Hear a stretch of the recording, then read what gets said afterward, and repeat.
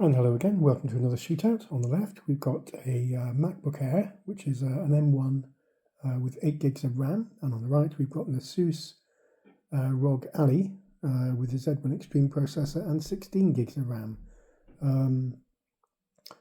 Obviously a handheld, and the Ally will not be able to make use of its GPU, but I thought this would be an interesting test anyway. So let's kick them off and see how we get on.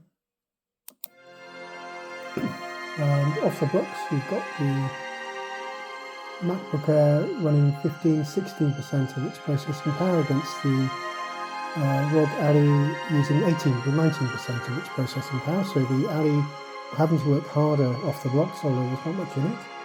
We're now looking at the MacBook Air using just jumped to 24% and then down to 17% again its processing power, and the ASUS using 17% of its processing power, again, so neck and neck actually at this point in time. You need to wait a little bit longer for a more intense period of music, which will make the processors on both these devices work a little harder. Currently 17 for the MacBook on the left versus 17 for the Rog Ally on the right. So neck and neck at the moment. You can probably hear the music dying down now, which is the lead into the faster section where there'll be a little bit more of a processor requirement. We're down to 15 on the left against 16 on the right, so pretty much even Stevens.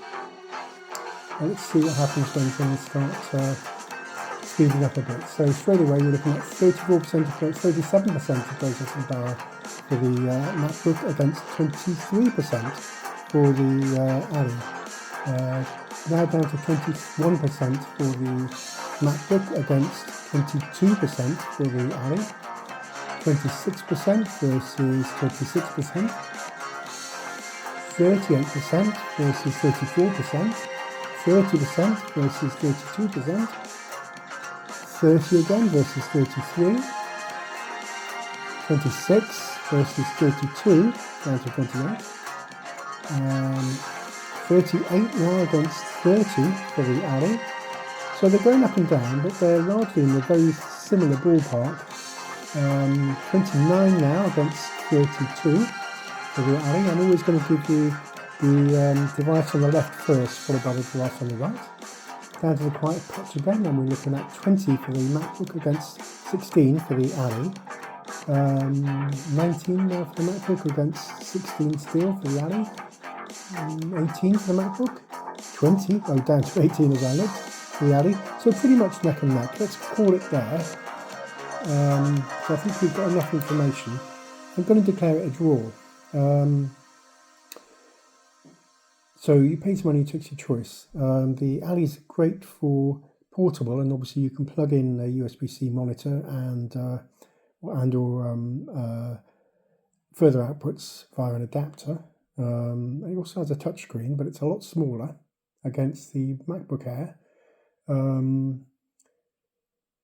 Which is probably, just for a second, just to understand, although FL Studio is native to macOS, it was developed for Windows machine, so I always think that Windows machines have an advantage with FL Studio, but nevertheless, very respectable performance and perfectly, or more than perfectly, capable of running FL Studio and most projects.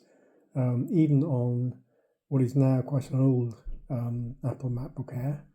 It's the first M1 generation of MacBook Air, and I've caught myself starting to waffle a bit, so let's call it a day there. If you've enjoyed it, please give it a like and subscribe if you want to see more videos like this. Thanks very much for your time. Bye-bye.